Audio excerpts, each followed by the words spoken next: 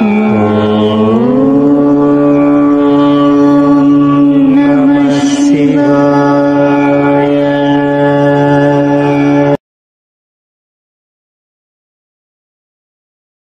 గురుభ్యో నమః. శ్రీమాత్రే నమః. ఈరోజు ఈ వీడియో అయితే తల్లిదండ్రుల కోసము చాలా విశేషమైన వీడియో. మనం చెప్పుకోవచ్చు, చాలామంది తమ పిల్లలకు వివాహం జరగడం లేదని బాధపడుతూ చింతిస్తూ ఉంటున్నారు. తమ పిల్లల వివాహంలో వస్తున్న ఆలస్యాన్ని తలుచుకుని చాలామంది బాధపడుతూ ఉన్నారు. చాలామందికి అయితే సంబంధాలు దగ్గరగా వచ్చి చెడిపోతున్నాయి. ఈరోజు మనము పసుపు కొమ్ములతో చేసే ఒక సరళమైన పరిహారం గురించి తెలుసుకుందాము. ఈ పరిహారాన్ని మీరు ఇంట్లో ఉండే చేసుకోవచ్చు. మీరు ఈరోజు మనం చెప్పుకునే ఈ పరిహారాన్ని శ్రద్ధగా ధ్యాస పెట్టి విని చేసుకున్నట్లయితే మీ సంతానానికి మీ మనసుకు నచ్చిన సంబంధం కుదిరి వివాహం జరుగుతుంది. ఈ పరిహారాన్ని కావాలి అనుకుంటే వివాహం జరగవలసిన అమ్మాయి లేదా అబ్బాయి చేసుకోవచ్చు. కానీ ఈ రోజులలో పిల్లల దగ్గర అంత సమయం లేదు. మరి ఇప్పుడు వారి జాబు, ఎడ్యుకేషను ఇలా వారు చాలా బిజీగా ఉంటున్నారు. ఆ కారణంగా వారు పరిహారాలను చేయలేకపోవచ్చు. అటువంటి పరిస్థితుల్లో పిల్లలు తల్లిదండ్రులు ఈ పరిహారాన్ని తప్పకుండా చేసుకోవచ్చు. చాలామంది జాతక చక్రాలలో ఉన్న కొన్ని దోషాల వలన వివాహంలో అనేకమైన అడ్డంకులను ఎదుర్కొంటూ ఉంటారు. కొన్ని జాతకాలలో పితృదోషాలు, ఇంకొంతమందికి కుజదోషము, ఇంకొంతమందికి అయితే దిష్టి దోషం తగిలి కూడా ఉండవచ్చు. వీటిలో ఏ దోషమైనా మీ పిల్లలకు తగిలి ఉన్నట్లయితే ఏం జరుగుతుంది అంటే సంబంధాలు వస్తాయి, కానీ ఏ సంబంధము కూడా సఫలీకృతం కాదు. మధ్యలోనే ఆటంకాలు వచ్చి ఆగిపోతూ ఉంటాయి. ఒకవేళ సంబంధం కుదిరిపోయినప్పటికీ కూడా చివరికి మళ్ళీ ఏదో ఒక ఆటంకం వచ్చి మళ్ళీ ఆ సంబంధాలు తెగిపోతూ ఉంటాయి. సంబంధాలు చూసి చూసి వయసు దాటిపోతూ ఉంటుంది. మీ స్థాయికి తగ్గ వివాహము మీకు దొరకక ఇక్కడ అమ్మాయి లేదా అబ్బాయికి వివాహ వయసు పెరిగిపోతూ ఉంటుంది. సంబంధాలను చూసుకోవడానికి వస్తూ ఉంటారు, వెళ్ళిపోతూ ఉంటారు. ఈ సమస్యలు అన్నింటినీ కూడా మీరు ఎదుర్కొంటూ ఉన్నట్లయితే చింతించవలసిన అవసరం అయితే ఏమీ లేదు. ఈరోజు మనం చెప్పుకునే పరిహారాన్ని మీరు మంచిగా చూసి అర్థం చేసుకోండి. ఈ పరిహారం చేసుకోవడానికి మీకు కావాలి, ఈ పరిహారాన్ని మీరు మీ కుమార్తె కోసం చేస్తూ ఉన్నట్లయితే మీరు గురువారం రోజున ఉదయాన్నే ఈ పరిహారాన్ని చేసుకోవాలి. అమ్మాయి వివాహం కావలసిన అమ్మాయి ఈ పరిహారం చేస్తున్నా కూడా గురువారం ఉదయాన్నే చేసుకోవాలి. లేదా అమ్మాయి తల్లిదండ్రులు చేస్తున్నా కూడా గురువారం ఉదయాన్నే చేసుకోవాలి. మీరు ఈ పరిహారాన్ని మీ అబ్బాయి కోసం చేస్తూ ఉన్నప్పుడు శుక్రవారం ఉదయాన్నే పరిహారం చేసుకోవాలి. ఈ పరిహారాన్ని చేసుకోవడం కోసము అసలు మీకు ఏ వస్తువులు మీ దగ్గర ఉండాలి అంటే, అబ్బాయి కోసం చేస్తూ ఉన్నట్లయితే మీకు తెలుపు రంగు వస్త్రం కావాలి. అదే మీరు అమ్మాయి కోసం చేస్తూ ఉన్నట్లయితే మీకు పసుపు రంగు వస్త్రం కావాలి.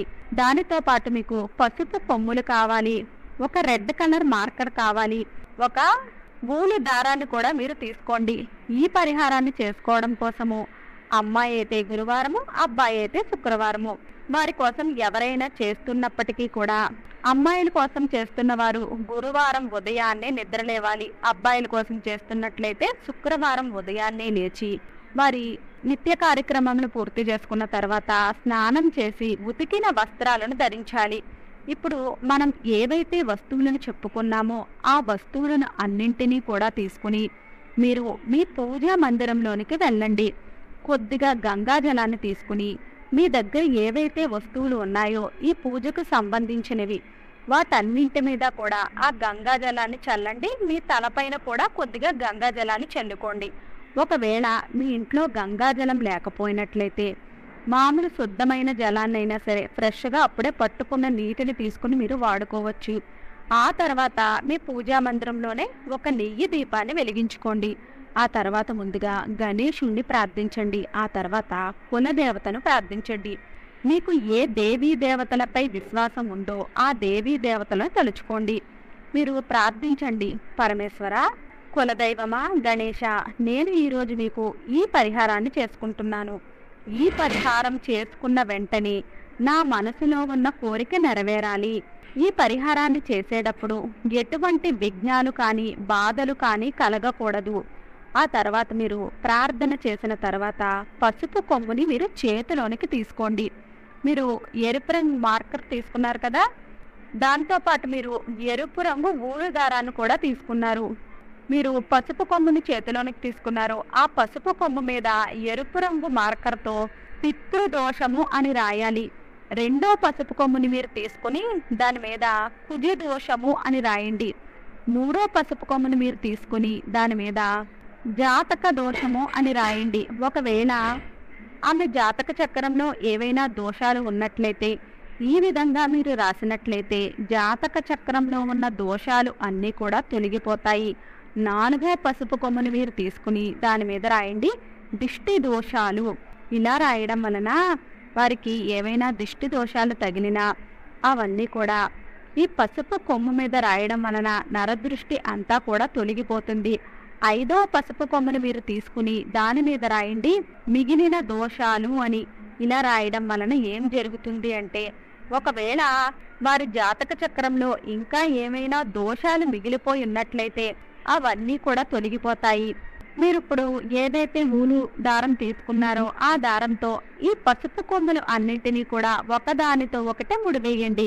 ఈ 5 పసుపు కొమ్ములు కూడా ఒక బండిల్లాగా తయారయ్యాయి. దానిని మీరు పసుపు రంగు వస్త్రంలో వేసి, అమ్మాయి కోసం చేస్తున్నట్లయితే పసుపు రంగు వస్త్రంలో వేసి ఒక మూటలాగా తయారు చేసుకోండి. దానిపైన మీరు ఒక్క ముడిని మాత్రమే వెయ్యాలి, 2 ముడులని వెయ్యవద్దు. ఒక్క ముడిని గట్టిగా వేసుకోండి. మీరు ఒకవేళ అబ్బాయి కోసం ఈ పరిహారాన్ని చేస్తున్నట్లయితే తెలుపు రంగు వస్త్రంలో వాటిని మూటలాగా కట్టండి. మీరు అబ్బాయి కోసం చేస్తున్నా అమ్మాయి కోసం చేస్తున్నా వారు ఇంట్లోనే ఉంటే మీరు ఈ మూటని వాళ్ళ దగ్గరకు తీసుకుని వెళ్ళి వారి నుదురు భాగానికి మూటను టచ్ చేయండి. ఒకవేళ మీ పిల్లలు ఇంట్లో లేకపోయినట్లయితే మీ పిల్లల ఫోటోలు అయితే ఉంటాయి కదా, ఆ ఫోటోకి నుదురు భాగానికి ఈ మూటను ఒకసారి టచ్ చేయండి. ఆ తర్వాత మీరు ఈ మూటను తీసుకుని వెళ్ళి మీ ఇష్టదైవం ఎవరైతే ఉన్నారో ఆ ఇష్టదైవము ఫోటో వెనకాల ఈ మూటను ఉంచేయండి. ఈ మూటను మీరు చూడవద్దు, తాకవద్దు. మళ్ళీ ఆ పరమేశ్వరుని ప్రార్థించండి. నేను ఇప్పుడు ఏదైతే పరిహారాన్ని చేసుకున్నానో ఈ పరిహారాన్ని చాలా శ్రద్ధ విశ్వాసంతో చేశాను, మనసుతో చేశాను. నాకు నమ్మకం ఉంది నేను ఈ పరిహారాన్ని చేసినందుకు నా పిల్లల జాతకంలో ఏవైతే దోషాలు ఉన్నాయో అవన్నీ కూడా నివారణ అవుతాయి. పితృదోషాలు ఉన్నా, కుజదోషం ఉన్నా, దిష్టి దోషాలు ఉన్నా, ఇంకా ఎటువంటి దోషాలు ఉన్నప్పటికీ కూడా ఆ దోషాలు అన్నీ కూడా తొలగిపోతాయి. ఈ పరిహారం చేయడం వల్ల ఈ దోషాలు అన్నీ తొలగిపోతాయి అనే విశ్వాసం నాకు ఉంది. మీ పిల్లలకి త్వరగా వివాహం జరగాలి అని ప్రార్థన చేయండి. హే భగవంతుడా, మా బిడ్డల వివాహంలో చాలా ఆటంకములు వస్తున్నాయి, వివాహం ఆలస్యం అయిపోతుంది. మీరు చేసే చమత్కారం వలన మా పిల్లల వివాహము మంచి సంబంధం కుదిరి వారికి వివాహం జరగాలి. మీ పిల్లలకి వివాహం కుదిరి త్వరగా వివాహ తేదీ నిశ్చయం అయితే ఖచ్చితంగా అయిపోతుంది. ఆ తర్వాత మీరు ఆ మూటని తీసుకుని వెళ్ళి ఎక్కడైనా ప్రవహించే నదిలో వదిలేయండి. మీ దగ్గరలో ప్రవహించే నదులు లేనట్లయితే ఏదైనా ఒక వృక్షం కిందకు తీసుకుని వెళ్ళి ఈ మూటని పెట్టేయండి. అంతే చాలు, మీకు మనసుకు నచ్చిన సంబంధము అనేది కుదురుతుంది. మీ సంతానానికి అతి శీఘ్రంగా వివాహం జరుగుతుంది. వీడియో నచ్చినట్లయితే లైక్ చేయండి. వీడియో నచ్చినట్లయితే మన విరాట్ మంత్ర ఛానల్ని లైక్ చేయండి, షేర్ చేయండి, సబ్స్క్రైబ్ చేసుకోండి. వీడియో నచ్చినట్లయితే కామెంట్ బాక్స్లో జై శ్రీరాములు తప్పక కామెంట్ చేయండి.